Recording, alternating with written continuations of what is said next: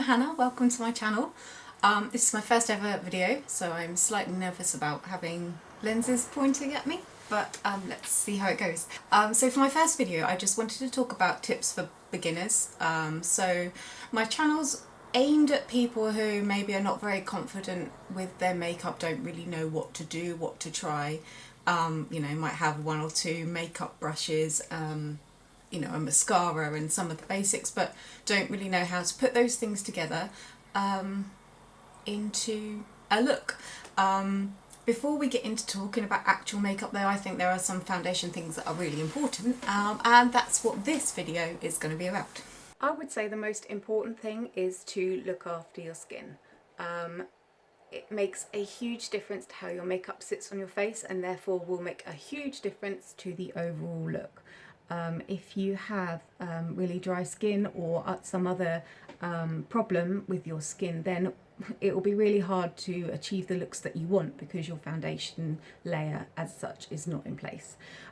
So the most important thing you can do to look after your skin is to drink loads of water. Sounds a bit naggy, but drinking water is so good for you in so many ways. Great for your body, your skin, your hair, like everything. So I would definitely drink more water. If you think you drink enough water, you probably don't. Drink more. Also moisturize. So some people probably think they don't need to moisturize because they don't have dry skin, or their skin might even be oily, but I would say that everyone needs to moisturize because there are more benefits to moisturizing your skin than just making it not dry. I personally have 3 or 4 moisturizers that I use for different things, so in my opinion there's never too much moisturizer in your life. It will improve the overall condition of your skin. And don't forget as well to look after your neck and the top of your chest in particular. These areas are often on show, especially if you've done your makeup but then your chest is really dry or your neck just looks weird. It can really detract from the look that you've spent so long putting together. So when you moisturize and look after your skin, do not forget your neck and your chest. As part of looking after your skin, sunscreen. Some people think it's really not important. Excuse my cat, she seems to be on the explore. That's Poppy. She might feature in a few videos because the bed is her favourite place in the world. So back to sunscreen. Sunscreen protects your skin from the harmful rays of the sun, basically. Everyone knows that the sun is really bad for our skin, but a lot of us probably think, oh, I'll just pop outside, it won't make a difference. The skin on your face in particular is much more sensitive than the rest of your body, particularly around the eyes where it's very thin, and sun damage happens a lot faster on your face and your neck as well than any other area on your body. So I would say always wear a sunscreen. Most moisturizers or primers or foundations, or even I think BB creams now, have an SPF of around 15 in, which is perfect. So if one of your layer products like those has an SPF in, then you don't need another sunscreen layer. That's a bit overkill. But make sure it's included. I think in the long term you will be thankful that you did that. Nutty cat. The final thing on skin is make sure you remember that the skin on your face includes your lips. When you're wearing lipstick, particularly matte lipsticks that really show up the condition of your lips, having moisturized and unchapped lips makes a huge difference. I personally really suffer with dry lips, especially in the winter, and so I always have a lip balm in my bag or my pocket, and I'm constantly applying it. It doesn't need to be an expensive lip balm either. I think my favourite, is a Nivea one. It's one of those ones that you just kind of screw up, and I think it's like £2 or something, and it's always on offer in the supermarket. So definitely get one and use it. The next most important thing to think about is your eyebrows. Don't be afraid. I don't mean the Instagram eyebrow with the quite blocky, high arch, very made up look. It's not something I personally am a fan of, and that might be because I'm quite fair and light skinned. If that's your thing, go for it, because I think it can look awesome on the right person. When I'm talking about brows for beginners, I'm talking about just shaping them and keeping them neat and tidy. So when you're wearing no makeup at all, your brows really frame and define your face. If your eyebrows are particularly bushy and untidy, they can actually bring your face down. They make your eyes look smaller, they make you look a bit angry as well. So if you can just keep them neat and tidy, it makes a huge difference to your face. It's almost like a mini facelift. Sometimes, you know, I grow out my eyebrows because I'm really lazy or I'm not going anywhere. But when I, you know, pluck them at home, I feel so much better. I look in the mirror and just think my face looks entirely different. If you're not sure how to shape your eyebrows, what's best for you, you know, which bits to do where, I'd definitely go and see a professional who can help you with the shape. Then you don't have to keep going back to them. Like, I know it can be quite pricey and a lot of us are on budgets at the moment. If they give you that shape once, and then you can keep that shape up with your tweezers at home. So I definitely recommend that if you're not really sure what to do. Only thing I would say is don't over pluck because you can end up with like a little line, which for some people works. Personally not a fan.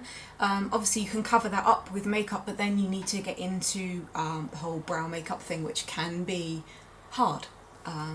So natural shapes, but neat and tidy, really important and will make a huge difference. So the next thing on my list, and I've kind of touched on this already, is to ignore Instagram makeup.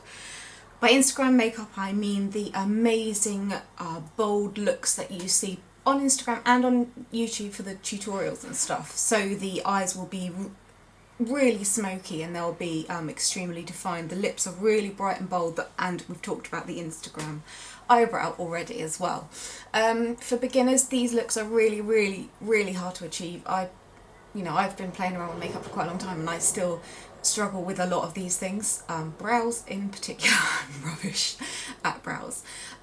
So great for using them for inspiration, to see different colours you can use that, for eyeshadow for example, that matches your eye colour. It's great for inspiration for nights out and stuff.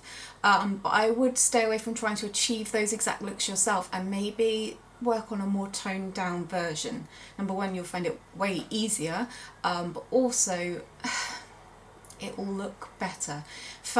Makeup like that looks great in photos and on shoots and on Instagram, but in real life you will look a bit too made up.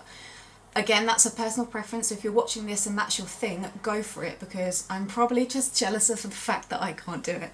But for the beginners who I'm aiming this video at, I would steer clear and maybe go for something a bit more everyday. This kind of links into the previous point, but the next thing would be know why you want to wear your makeup.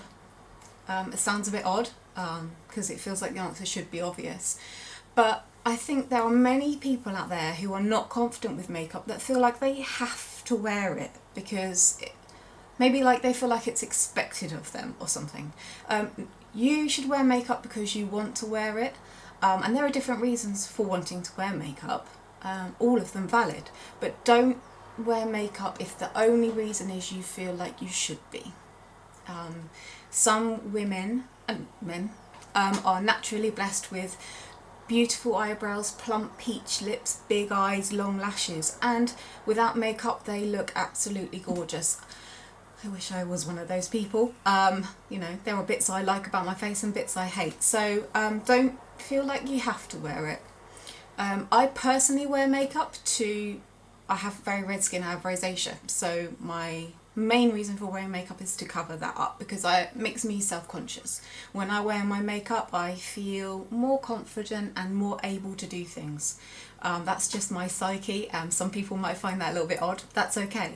Don't let anyone tell you that the reason you're wearing makeup is wrong. So if you're wearing makeup to look good for your boyfriend, then good for you. But if you're wearing your makeup to look good for yourself, which is what I do, then also good for you.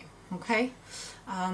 And if you like to wear lots of mascara, or you like to wear lots of bright lipsticks, or you love the contour look and you do that quite to the extreme and it looks good on you, and then someone comes along and is like, oh my god, you completely wear too much lipstick, or too much this, too much that, ignore them. Makeup is for you and the reasons that you want to wear it. So don't listen to what other people are saying, particularly if it's negative.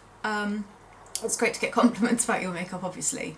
But yeah, some people can be really negative and mean, and it's not about them, it is about you.